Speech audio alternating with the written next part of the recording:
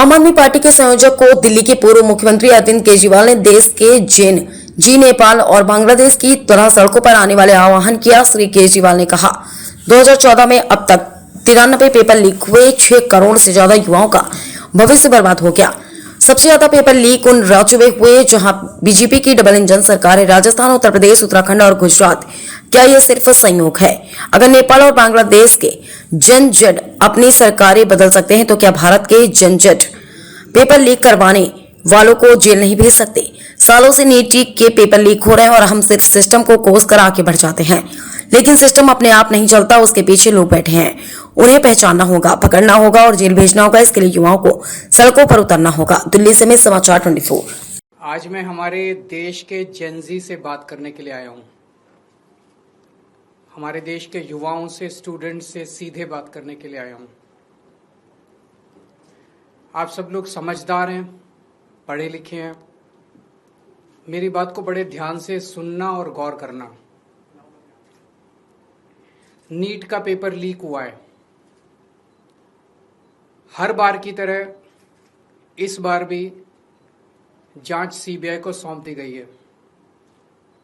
हर बार की तरह इस बार भी सीबीआई ने 10-15 लोगों को गिरफ्तार कर लिया है। हर बार की तरह इस बार भी 3-4 महीने में ये सारे छूट जाएंगे, इनको बेल मिल जाएगी। और हर बार की तरह इस बार भी ये सारे छूटे हुए बदमाश फिर से अगले साल के नीट के पेपर को लीक करने की तैयारी शुरू कर देंगे। मैं आप सब लोगों से पूछना चाहता हूं, थक नहीं गए ये सब सुन सुन के? बड़ी घिसी पिटी सी स्क्रिप्ट है, बड़ी घिसी पिटी सी स्टोरी है। सीबीआई पे भरोसा बचा है क्या? सीबीआई कुछ करेगी? 2017 में पेपर लीक हुए, सीबीआई को जांच सौंप दी गई। आज तक सीबीआई ने कुछ किया? फिर 2021 में पेपर लीक हुए, सीबीआई को जांच सौंप दी गई। आज तक सीबीआई ने कुछ किया? फिर 2024 में पेपर लीक हुए, जांच सीबीआई को सौंप दी गई, सीबीआई ने कुछ किया? फिर 2026 में अब पेपर लीक हुए, जांच फिर से सीबीआई को सौंप दी गई। आपको लगता है सीबीआई कुछ करेगी इस बार भी? और 2024 में तो हद ही हो गई। 2024 के जो मास्टरमाइंड थे उनको सीबीआई ने गिरफ्तार किया। कानून के मुताबिक गिरफ्तारी के 90 दिन के अंदर चार्जशीट फाइल होनी होती है, नहीं तो आदमी को ऑटोमेटिक बेल मिल जाती है। सीबीआई ने सो कॉल्ड मास्टरमाइंड को गिरफ्तार किया और 90 दिन में सीबीआई ने चार्जशीट फाइल नहीं की और उसको ऑटोमेटिक बेल मिल गई। क्यों? आपको लगता है कि सीबीआई ने इसलिए चार्जशीट फाइल नहीं की क्योंकि सीबीआई इनएफिशिएंट है? ना, सीबीआई इनएफिशिएंट नहीं है। सीबीआई में बड़े अच्छे अच्छे अफसर हैं। क्योंकि सीबीआई उन्हीं लोगों को रिपोर्ट करती है जो इस देश में पेपर लीक करवा रहे हैं। सीबीआई किसी को सजा दिलवा ही नहीं सकती। 2014 से जब से मोदी सरकार आई है, टोटल हमारे देश में 93 पेपर लीक हुए हैं, 93। और इनमें अधिकतर पेपर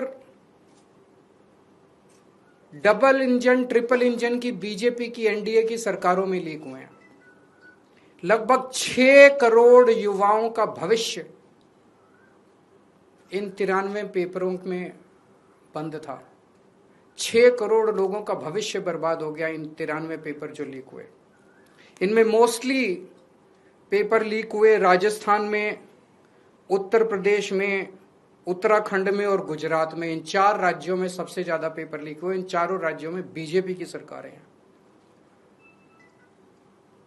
तो ये इत्तेफाक नहीं है कि इन चारों राज्यों में बीजेपी की सरकार है, केंद्र में बीजेपी की सरकार है, नीट का पेपर लीक हो गया। और अभी पिछले 1-2 दिन से खबरें आई हैं, ये जो नीट का पेपर लीक हुआ है इसका एपिसेंटर भी राजस्थान है और इनमें जो 2-4 लोगों के ऊपर सुई गई है वो भी बीजेपी के नेता दिखाई देते हैं। तो इससे शक तो पैदा होता है कि क्या इन सारे पेपर लीक में इनके नेता शामिल हैं? या इनकी पार्टियों का या सरकारों का संरक्षण है, या सीधे सीधे इनके नेता ही पेपर लीक करवा रहे हैं, उन्हीं का धंधा है। और अगर ऐसा है तो सीबीआई की जांच इसमें बेचारी क्या करेगी, सीबीआई इसमें बेचारी क्या करेगी? तो मेरा जेनजी से सीधा सीधा, देश के युवाओं से सीधा सीधा पूछना है कि ऐसे ही चलेगा या कुछ करना है? ऐसे ही हर साल आप देखो, 2017 में पेपर लीक हुए, उसके 4 साल बाद 2021 में हुए, उसके 3 साल बाद 2024 में हुए, उसके 2 साल बाद 2026 में हुए, अब उसके 1 साल बाद 2027 में होंगे, और हर साल पेपर लीक होंगे अगर आपने कुछ नहीं किया तो।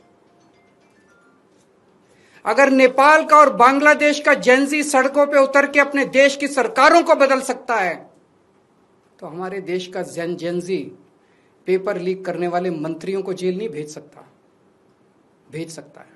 मुझे अपने देश के जेनजी पे पूरा भरोसा है। ये देश आपका है। इस देश के नेताओं को इस देश में कोई इंटरेस्ट नहीं है। इस देश के नेताओं के बच्चे विदेशों में पढ़ते हैं। हमारे देश के एक बहुत बड़े नेता ने कहा था, जरूरत पड़ी तो झोला उठा के चल दूंगा। मैं और आप तो झोला उठा के नहीं जाएंगे ना। हमारे बीवी बच्चे तो इसी देश में रहते हैं। हम तो इसी देश की पैदाइश हैं, हम तो इसी देश की मिट्टी के हैं, हम तो इसी देश के हैं। हमें तो इसी देश में रहना है, तो बचाना तो इस देश को हमें और आपको ही पड़ेगा।